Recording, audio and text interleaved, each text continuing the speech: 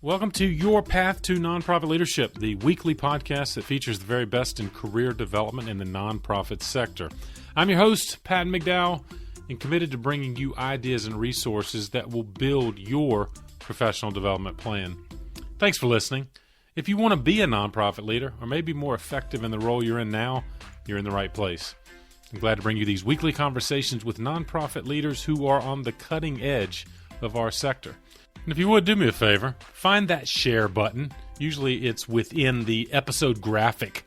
It includes 3 dots. Click on it, and you can share this episode with one other person so we can continue to build a global community focused on nonprofit leadership. I had a fantastic conversation this episode with Manuel Campbell. He's a founder and nonprofit CEO who is doing wonderful work in his community. And for our purposes, he also brings the added benefit of a thoughtful and practical approach to nonprofit leadership. And I know you'll appreciate it. You know, Manuel talks about how he first conceived of the idea that became Aspire Community Capital. And more importantly, he shares specific steps he took before it even got started to assure success. And these steps are certainly relevant to those of you who are also in a startup mode, but also for those of you who are established nonprofit leaders, because we're talking about some of your favorites: strategic planning, staff and board development, and, of course, fundraising. Lots to check out in the show notes. This is episode number 130. Just go to the podcast page on pattonmcdowell.com website. You can scroll down and see any of the 129 previous episodes in addition to Manuel's.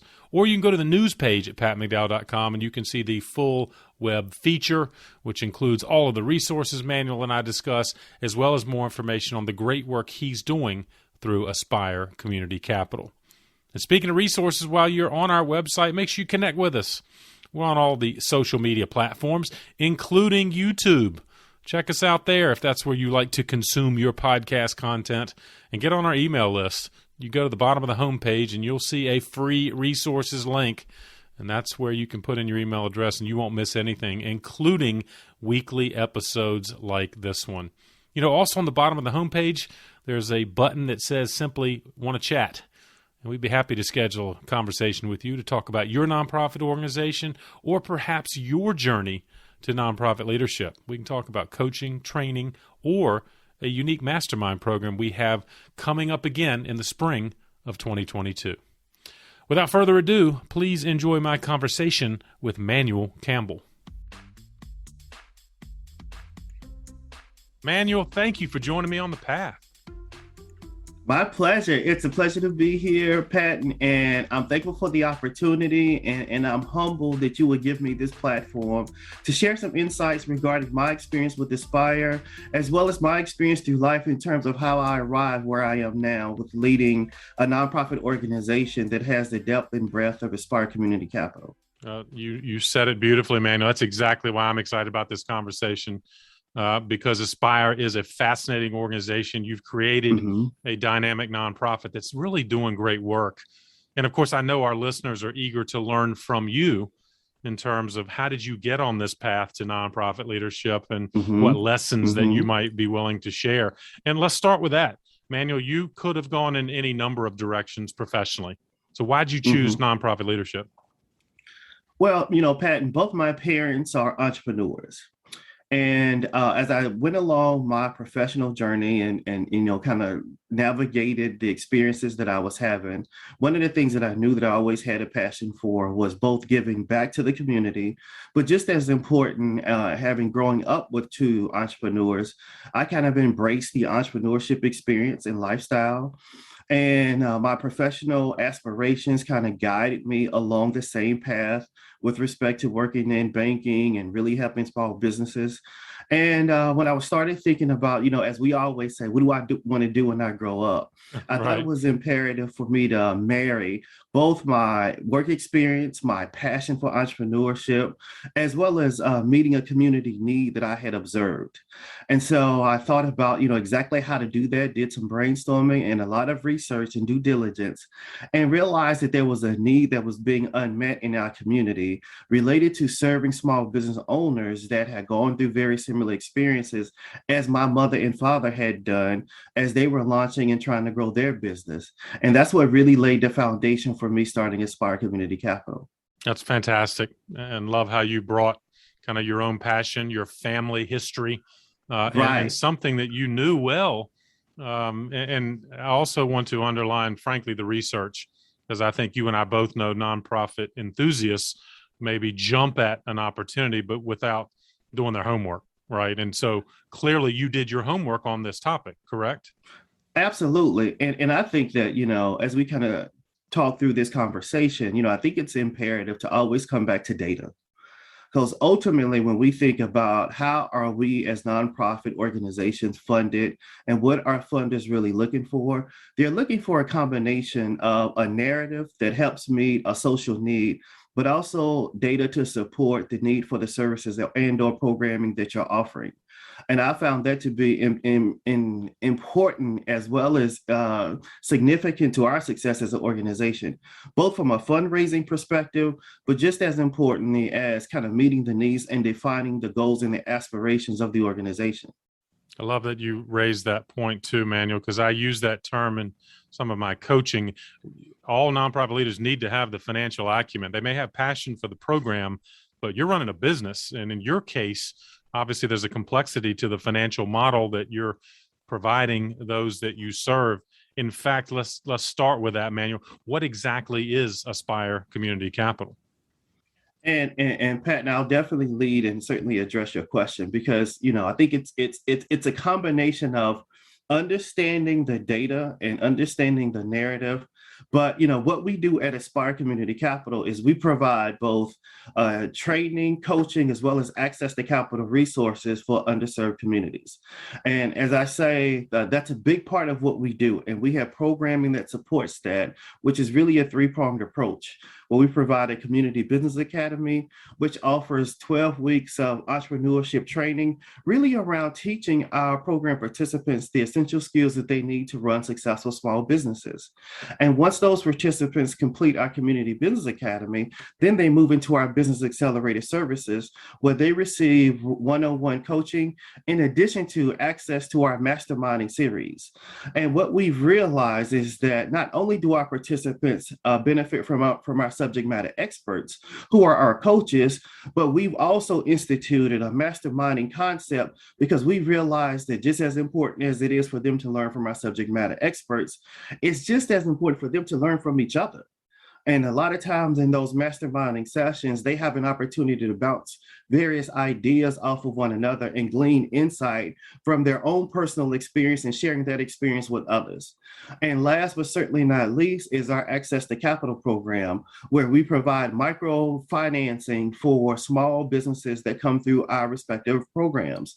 And so we kind of provide a holistic approach, if you will, to small business development, from training to coaching to access to capital resources that we've identified as being imperative to the growth and sustainability and economic development of small businesses in underserved communities. Well put, Manuel. You and I are both fans of the masterminding concept because you're right. I think many of, any sector benefits from that peer interaction. Right? It's one thing to go to a coaching session or a webinar or anything else, but you've created an environment for these startup entrepreneurs to really achieve upward mobility, which I guess is a phrase thrown around a lot. But Manuel, is that fair that Aspire Community Capital really is working toward providing upward mobility? And Pat, I think that's a great next step, because what I just described is the programs and services that we offer.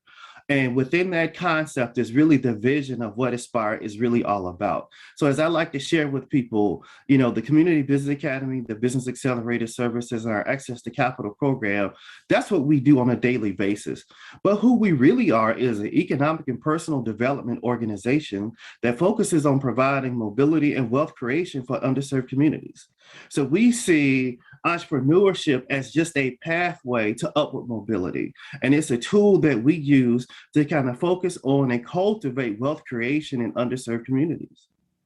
Yeah, it's important, and I think often misunderstood about some of those lack of mobility options that you're now providing. And I guess manual back when you were doing your homework.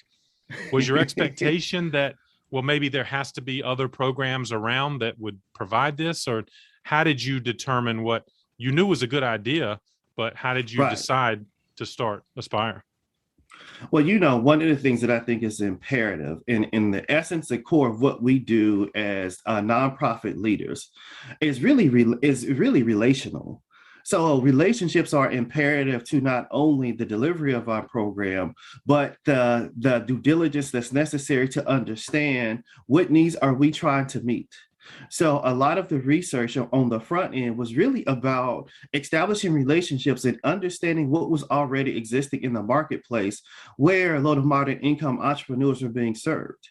And then to kind of do and bring in subject matter experts who could help us understand the dynamics of the community that we were about to engage with, as well as to understand the needs of the businesses in those communities. And we had the luxury of bringing on a PMA consulting firm to do some due diligence for us in collaboration with us. And I think that level of research was just as important, Patton, when we started having this conversation on the front end, and your team did a great focus group for us to really help us understand the dynamics and the relationship between some of the other programs that were already in place here in Charlotte and how we might fit in that ecosystem that would help us define and be clear about what our niche really was and the people that we really were trying to serve. Yeah, well, I appreciate that, Manuel. It was a pleasure working with you. And again, I applaud the due diligence you did, because you and I both have seen well-intentioned prospective nonprofit leaders Oh, yes. who they're committed to a cause, so they just want to start their own nonprofit, when in Right. fact there's 8 other ones in town already doing that same service. But in your Right. case, you found and felt like there was a genuine need and a gap, frankly, in that ecosystem of the folks you're trying to serve, right? Absolutely, and I think that my timing. I don't know if there's a such thing as that could have been a more perfect timing for what the services were that we were providing. But I think people have to always be cognizant of the time and the social climate and the economic climate in which they're launching their nonprofits. Because I think that is one of those exogenous variables that you just have to be cognizant of that will impact you, in particular your ability to not only deliver your services, but to raise the necessary funds and capital you're going to need to sustain your small nonprofit organization. Well, and you did such a good job, because you had done your homework. When funders came to you early on and said, all right, why do we need this organization? You were able to make the point with data, and not only the passion you brought, but the Right. information, right? And I think I had to make you feel more comfortable getting started. Absolutely. And Pat, to be clear about it, not only do we have the data and I would say kind of the relational components that I thought were essential, but just as importantly, we were trying to practice what we were preaching to our program participants. We wanted to make sure that we had the necessary infrastructure in place so that when we were asked about our accounting system or how we were going to process different information or how were we going to collect data, Right. which is an important dynamic of running a nonprofit that I think a lot of smaller nonprofits often struggle with, is what's going to be their data collection and reporting process. And given that we knew how imperative and important it was for our program participants to ensure that they have the necessary infrastructure, we ourselves had to ensure that we had the necessary infrastructure to be able to track all that information and then be able to convey it in such a way that it supported the narrative and met the needs of the communities that we were serving. Yeah, that's fantastic. You had to literally model the Right. entrepreneurial spirit that you were teaching, right? Hard to teach it Absolutely. if you can't literally say you're doing the right thing yourself. Absolutely. Well, and I wondered, because again, you did your homework. Lots of lessons here for our listeners: doing your homework thoroughly, preparing the infrastructure and the plan. But as you think back to when you literally got started, what were some of the challenges? Were there things now that you look back that maybe would help someone else thinking about a similar path? I think it's twofold. I think one, in order to do this type of work in the community, in particular from a grassroots standpoint, you have to establish credibility in the community. And credibility can be established through assortment of ways, through the establishment of your board, other established relationships that you might have in the community. You got to establish credibility with the funders. You got to establish credibility with the people you are serving. You got to establish credibility with the staff or contractors that you bring in, that you can deliver and perform and operate a business, even though it's a nonprofit business. But as you stated before, Patton, a business nevertheless, in such a way that's not only sustainable, but impactful. And I think that that's one of the things that we were able to successfully do in the short ramp of time that we've been providing our services in the Charlotte community. And the second thing that I would add that I think was of paramount importance for us is you need a community advocate. You need someone who has an established reputation in the community that will stand up and champion the services and the programs that you provide through your nonprofit. And I was able to successfully establish such a relationship even before I thought about starting a nonprofit with a gentleman who eventually became the chairman of my board. And I think that that type of relationship and having that type of community advocate with an established relationships in the community gave us that instant credibility that I think went a long way in our ability to continue to provide services and offer programs and fundraise and build out the infrastructure that we found to be significant to our success.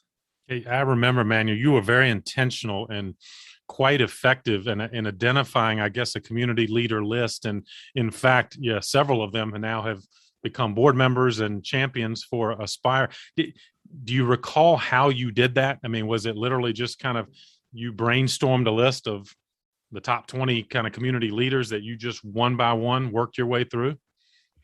And Pat, I would suggest that, it's one of those things where they say, make a friend before you need a friend, because you want it to evolve organically. Because as I said, a big part of the work that we do is relational. And I probably started thinking about Aspire and what it will look like and the culture that I wanted to create with Aspire 2 to 3 years before even getting my 501c3 certification. And so just kind of going through that process and really understanding the culture that I wanted to create, the impact that I knew that Aspire could have, led me to the type of people who I thought and knew that could help me along my path. And I think that was just as essential in terms of having those relationships develop organically and then proposing how they felt about this idea that I might have or that I had at the time and how they may contribute. And I kind of let them share with me what role, if any, they wanted to play in the organization. Well, it's such a great strategy, and I'll use a variation of your phrase. Yeah, you were a friend before you needed a friend. Exactly, and it paid off, right? And in fact, Ronnie Bryant, your board chair, has been a guest on this podcast and a wonderful example, right, of someone you sold on this concept, and now he is a true believer. Right, and if you know anything about Ronnie, it's hard to sell him on anything. But that in all honesty, Patton, it was tremendously rewarding to just be able to pick Ronnie's brain and have him provide me with the guidance and the insight that he was able to bring, not only to me personally as a CEO, but just to the organization and the operations. And I think there again is where having someone that you are closely aligned with, who you can bounce ideas off, who really understand the nonprofit space.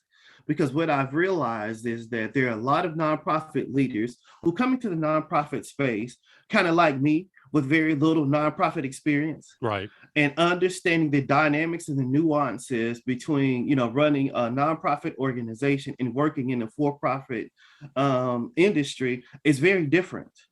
And so there's just some natural nuances and some variations and what I would say, nuggets of insight that you need to really be able to successfully launch and sustain a nonprofit. Well, and it's important to underscore that you had these important conversations before you even started the 501c3, which I think is vital, which allowed you to kind of create a proof of concept, right, and get that feedback, which sharpened your ability to run the organization once it was official. And Pat, I don't want to be misleading because I'm still learning. Sure. This is an ongoing process. But absolutely, I think having those subject matter experts and being able to glean insight from on the various topics, from really understanding nonprofit accounting, which I know that you are aware of, is a monster and a unique idea unto itself. Indeed. The reality of, especially grassroots nonprofits, where we have to literally raise the money that will pay our salaries. Yes. And so, Yes.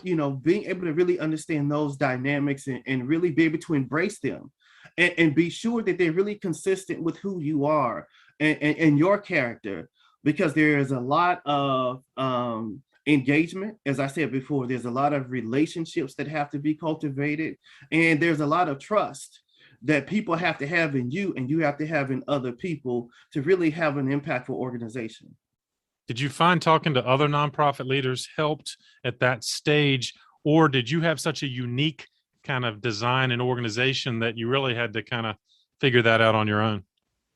I absolutely believe that talking to other nonprofit leaders helped. As a matter of fact, I would strongly recommend that anybody who's considering getting in the nonprofit space, or certainly thinking about launching a nonprofit organization, please serve on some nonprofit boards first.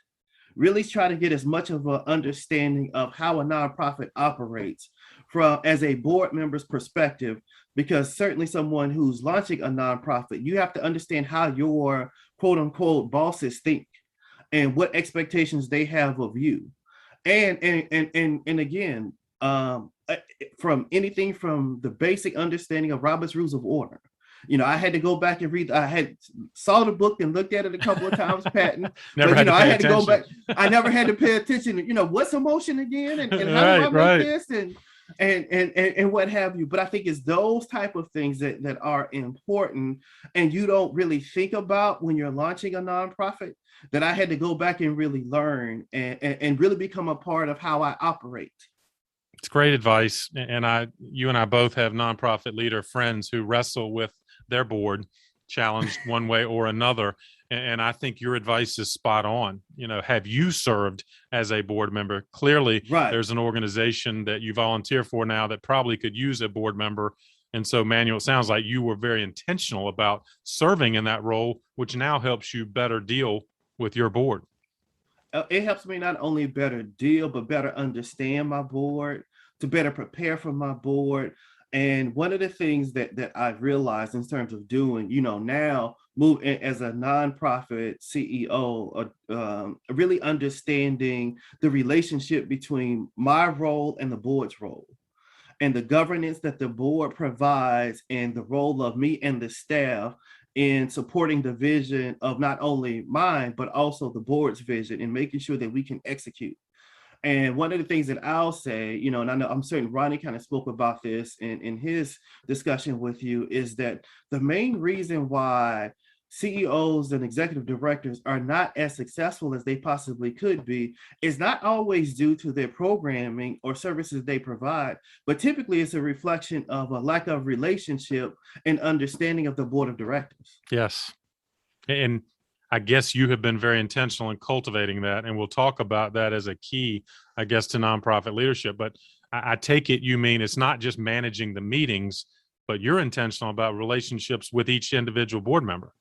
Absolutely. And as they say, there's the board meeting that takes place, and then there's the meeting after the board meeting where all the decisions are made. Exactly. And so you have to be intertwined, and your board has to feel a certain level of comfort with you. And I say that both professionally as well as personally, so that they can come to you and share with you anything that they're having some challenges with, so that they discuss them with you. You can talk through them with the board members or board member, and come up with a collective understanding of how we may address whatever the challenge may be or the issue they may be having. Let's talk about the rhythm, I guess, of that board relationship. So you and your board chair, you have meetings outside of the full board meetings, or what kind of rhythm and routine do you have as far as engaging the board? And I think it varies from organization to organization and board size to board size. For me, what has worked is I certainly try to keep my board under 20 members. And what that allows me to do is to really kind of establish, as you talked about, Patton, a rhythm of how often I can reach out to them, and the frequency in which I can follow up with them and provide them with the guidance that I think that they need from time to time. Right. So one of the requirements that we have is that every board member has to also serve on a committee.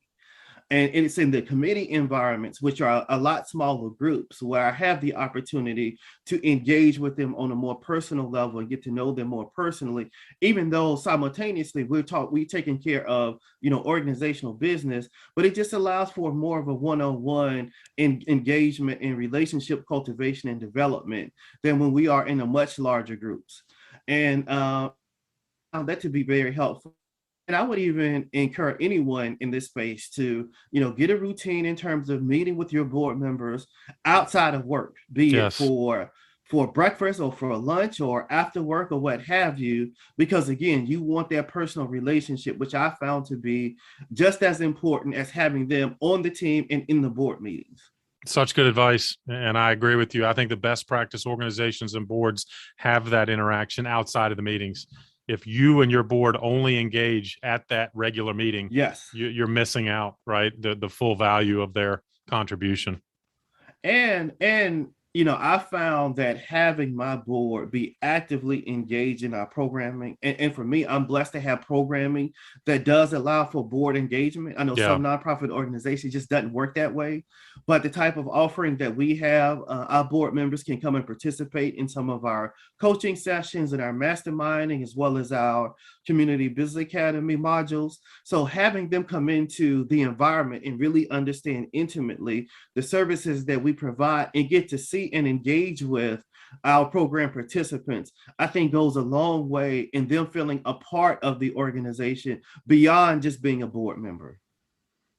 Manuel, how do you stay organized? You got a lot of balls in the air, like many nonprofit leaders. You're doing a lot with a little in terms of resources, staff, and whatnot. I wonder, are there certain tips or tricks you found to help you stay organized?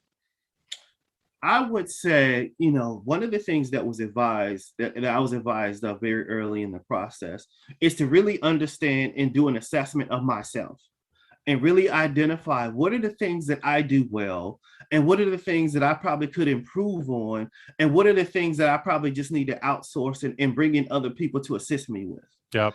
And I was very cognizant of that when launching Aspire and really kind of thought about as I brought on contractors and added people to the staff, how would that look and what should those people, what skill set should those people have? And I think that as a leader of any organization, a big part of what you do is really understanding relationships, but just as importantly, understanding personalities and being able to manage those personalities to help you achieve your goal. And so in my thinking, as I brought on additional team members, I wanted people who really were intimately involved and really passionate about the services and the programs and the mission of the organization, but just as importantly, fit me with respect to what it was that I needed and what it is that I knew that I lacked as a leader. And I've been able to find a great group of people to come on the team, and we do a really great job of balancing each other out. And I think that has allowed me to be, if the question is, how do I remain organized, Pat, and I would say I'm still trying to get organized, but, Yes.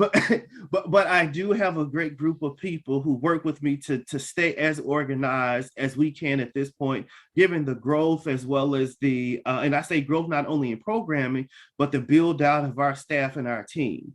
And I think that having those same type of relationships that I have with my board, I desire to have with my staff members, because I think that we want a culture that facilitates one that's supportive and engaging and opportunistic, as well as thoughtful with respect to how do we deliver the services that we do in the most effective way.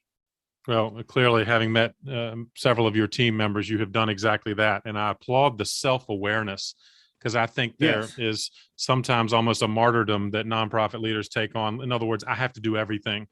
I don't want to spend resources on anything else, and I'm just going to stay up all night and get it done. And it sounds like, though, you were very intentional, like, hey, I need to put myself in the best position to succeed. And that obviously allows me to bring in people who can work in areas that perhaps, you're not as proficient. And Pat, I would even say, take it a step further and even suggest that as I even looked at and kind of thought through, with the skill sets that we lack on the team. And if I were a participant in my own CBA class, what advice would I give myself? Yes. And really, to be quite honest, it was nothing different than what we give our participants now. You need a quality CPA who can help you build out and develop your financial infrastructure. You need a lawyer, because I had no idea the extent of the legal understanding that's required in nonprofit arenas as you start thinking about partnerships and how do you meet grant obligations, and let alone if you're submitting applications for any type of federal opportunities and insurance. And yes. We were able to bring you in as a fundraising consultant and provide our board with some guidance just in terms of how to fundraise. I think all of those things and bringing in those subject matter experts are imperative, and people shouldn't, in particular, as you kind of move up and grow your nonprofit organization, the overabundance of responsibility can easily overwhelm you. And so it's important to kind of tag, or link into those type of subject matter experts who can provide you with the guidance and the type of support that you need to grow your organization. Such a good point. And you hit the big three that I often use, that every nonprofit leader, I think, has to have both internal and maybe outside of the staff, that financial, legal, yes. And I might add HR, human resources, right? Absolutely. And you've had to juggle all three. Yes. And do so, again, with the team of people that I kind of brought together that have been able to assist me in doing that. Because, there's a difference between having someone who's an accountant and having a bookkeeper relative to having a CPA who can provide the guidance with respect to audits and what have you that are so important to, again, the credibility of us as an organization. Yeah, it's a great point. There's a strategic level of accounting, isn't there? Yes. Not that we don't need our good bookkeeping as well, but yeah, absolutely. Especially as you were venturing out into those partnerships and other complexities. And I guess it leads to my next question too, Manuel, of as a startup, when you were in that role, how did you approach strategic planning? It's hard. You're just thinking about the next month, but I think at the same time, you still had a vision for further down the road. So how did you approach strategic planning? And I think that's an excellent point, Patton, because when you start out, everything is about, one, if you have payroll, how I'm gonna meet payroll next month. And so the grind in that space is real, but I think that's where the value of your board really comes into play. Because one of the things that we would do at every board meeting, we always had a line item on our agenda for the board meeting is, strategic development. So every board meeting, we would spend time on either assessing what the strategic plan is or assessing the progress that we've made with respect to the strategic plan itself. And so it's always about how do we improve the strategic plan, or how are we meeting the goals as they are defined in the strategic plan. And that kind of kept us on pace with really kind of staying focused in terms of the big picture and the vision of the organization on the board level, which certainly trickled down to us as staff members and how do we met the day-to-day obligations of the organization, while at the same time moving in the direction that I think we were all trying to drive the bus. Yeah, well, and let me ask you a tactical question along those exact lines. And I know you have different time horizons you have to pay attention to, literally the daily, the monthly, but annual. Do you generally look kind of 1 year out, 3 years out, 5 years out, or in your planning tools? Is there a certain time horizon you're particularly focused? And well, Pat, I would say I've been, blessed to kind of grow Aspire in the way that we've grown it. So now we're in a space from a financial standpoint. We create our business plan, if you will, for the next year, kind of based on the capital that we've raised from the previous year. So we do an assessment of where we are financially at the end of the fiscal year. And then based on the funds that we either have committed and in the bank already, we then develop our quote unquote strategic plan for the next year. Nice. And so with that then allows for, us to continue to move forward with our 3 to 5 year plan, but we're always open to making pivots as, COVID and Yes. all of other life's issues present themselves and there's a need to adjust. we make sure that we maintain the flexibility to be able to do that, because nimbleness for an organization our size is one of our greatest strengths. Absolutely. And so that annual focus and annual review, if you will, Yes. keeps you nimble so that you can move toward that longer term 3 to 5 year goal, right? Absolutely. So I think that it's imperative to have those 3 to 5 year plans, but to try and develop and cultivate the financial resources to support the plan. Because we have a great plan, but without the financial support to achieve those goals, that plan unfortunately becomes mute in a lot of instances. Yeah, it's such a good point. And it can collapse on itself, can't it? Yes. Okay to be aspirational in your goals, but you have kind of the foundation of that annual financial review to keep everything solid. And I think that the two are really integrated in the sense of, for the financial growth and responsibility really does fall on, I wouldn't say fall on you as the CEO exclusively, but at the end of the day, we're all fund development leaders. And to the extent that we can be on top of and really cognizant of where those opportunities to raise money really are, the better we are in position to achieve those 3 to 5 year goals for the organization. Well, that's a perfect segue to the fundraising question, which many of our nonprofit friends, some love it, some hate it, but it's a reality that we have to raise funds. And in the big chair as the CEO, you have to do that. Do you tell me about how you consciously evaluate kind of your fundraising role? Is it kind of do you see it as a certain percentage of your time has to be in fundraising, or how do you strategically orient yourself around that important role? So yes, I do. I think about it in terms of, percentages as you articulated, Patton. So I'm aware that at least 40% of my time really needs to be dedicated to fundraising, and fundraising in the sense of, I think when people say they're uncomfortable and don't like fundraising, it's the ask that people don't like. Right. I think for me, I feel like if I really cultivated the relationship in the way that I think is imperative to cultivate relationships, then the ask is almost secondary, or at least it's expected. And so I think part of it is, there's a natural inclination to want to rush the ask, and I prefer to ask too late than to ask too early. Right. And I try and approach, the cultivation of our, donor base, be it individual donors, the cultivation of our corporate and financial sponsors, and just to kind of think about, if I were them, what is it that I would be looking for? And I go back to the thing that I mentioned before, which is really about, do I feel that I've established significant and relevant credibility with this particular donor? And if I haven't, then it's probably too soon for me to ask for financial contribution. And if the answer is yes, I want to be sure that they feel the same way. So I might even ask, well, how do you feel about the organization? How do you feel about what you've learned? Based on what you've seen and what you've read? And I make sure that I try and position my board members, as well as the potential donor or corporate sponsor, to have met at least one of my board members, so that they can glean some insight from them as well. And I think that kind of has served me well. And I think that was, to be honest, that was one of the hardest things for me to grasp when I first launched Aspire, is to really understand that there is, and you do a great job of talking through the fund development cycle.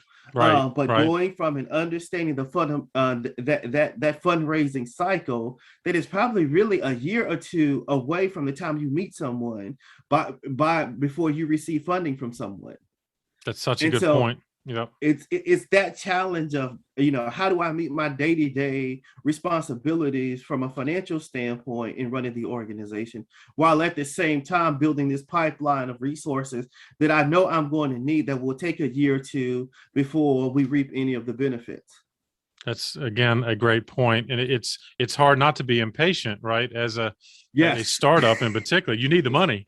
Right. And you have a good cause, but it sounds like you've kind of also tempered that impatience we feel, because in the long run you're going to get more.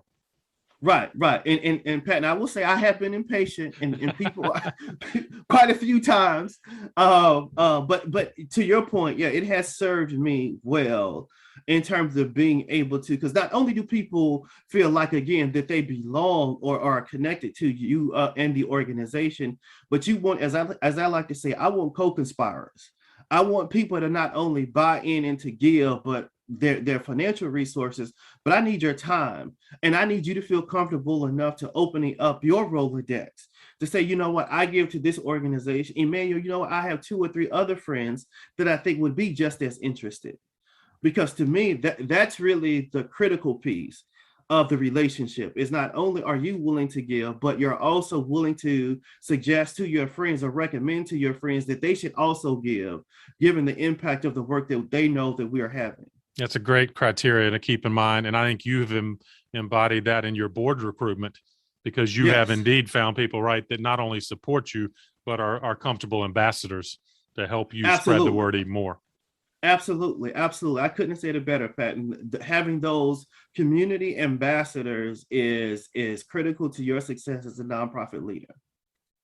All right, well, let me jump to another one that you've wrestled with. I know it's a crowded space in the nonprofit marketing communications, lots of noise, lots of social media channels. So how do you approach getting the word out, spreading the word about what Aspire is trying to do with, often limited resources, and yet you still want more people to know?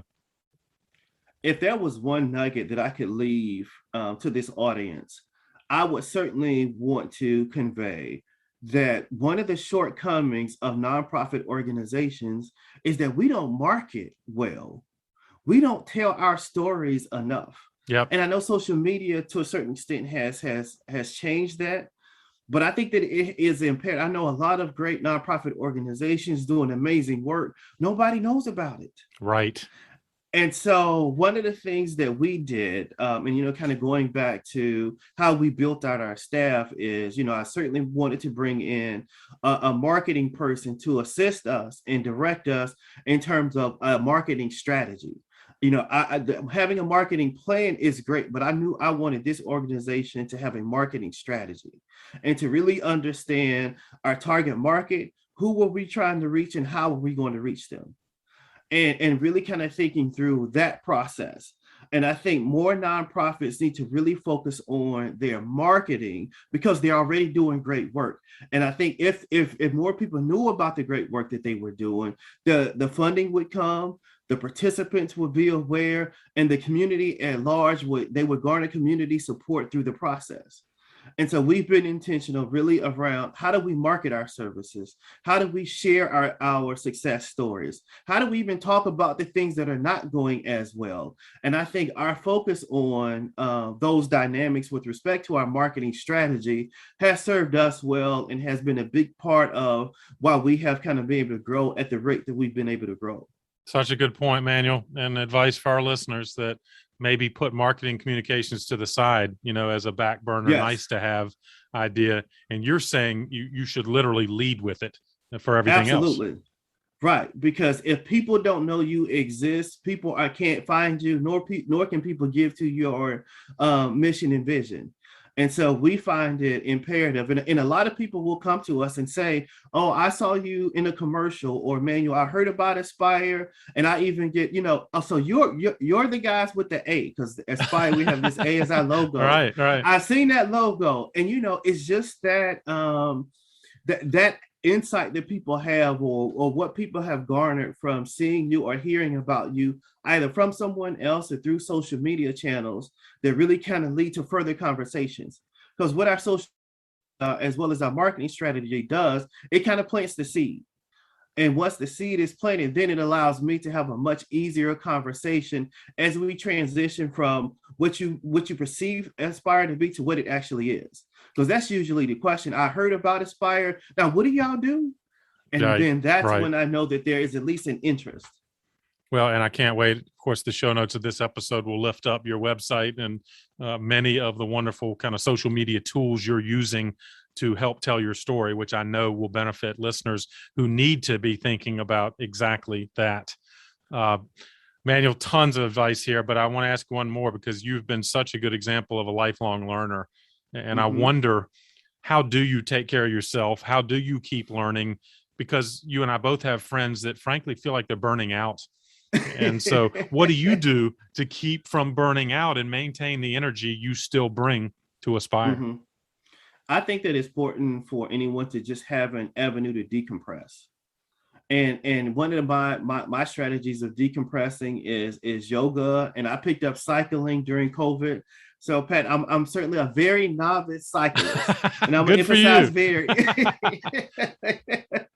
but just having and allowing for that window to decompress.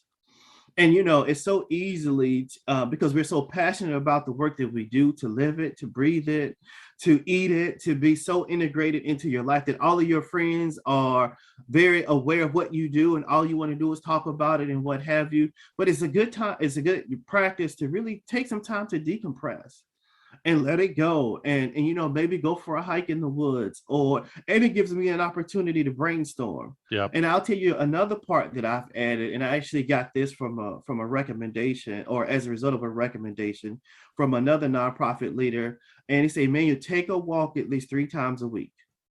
Interesting. So that's something that I do at least 3 times a week, 30-minute walk just by myself. And, I have the best ideas, and I remember all kind of stuff I've forgotten, just along the walk. And it's not because I'm thinking about it. It's just because I freed my mind and I'm just away from everything. And I realized that there's so much more to life than what we do, even though what we do is an important part of our lives. Such good advice. And you're right. It's so easy to get ourselves stuck in the constant volume of media and data and everything else. Your mind doesn't have a chance to rest. And it sounds like your best ideas might be because while you're resting. Exactly. And so good advice. I need to ponder that myself. So for you, it's getting on the bike or getting on the trail. Either way, it keeps you sane, doesn't it? Yes. It keeps you balanced. Right. Because I think that's always the fear, is that, I think burnout is partly a product of not having much balance. Yes. Well, Manuel, I've got a dozen good ideas and pieces of advice from you. This is fantastic. And I know our listeners will apply and can apply so much of this. I guess the kind of final question that comes to my mind is and I bet you get this now. Someone says, Manuel, wow, I'm thinking about going down a path like you did to lead or start a nonprofit. What advice do you have for someone who poses that kind of question? I would suggest that the first, do an assessment of yourself. Really understand try to develop an understanding of the nonprofit space in general. Have a conversation with your family and be sure that they are in agreement with you. Yes. But I think the most important part, or the fourth assessment I would recommend, is certainly an assessment of your relationships. Because again, I think our business is all relational. Yes. And really understand, who do you know, or who do you have established organic relationships with, and how might they be able to assist you? And then share with them your idea. Look, I'm thinking about starting a nonprofit that does this. What do you think? And take their insight and their perspective to heart. And it shouldn't be one that your decision whether or not you should move into the nonprofit space is based on what they say, right. But certainly internalize it and think through it and apply it where you think it best fits.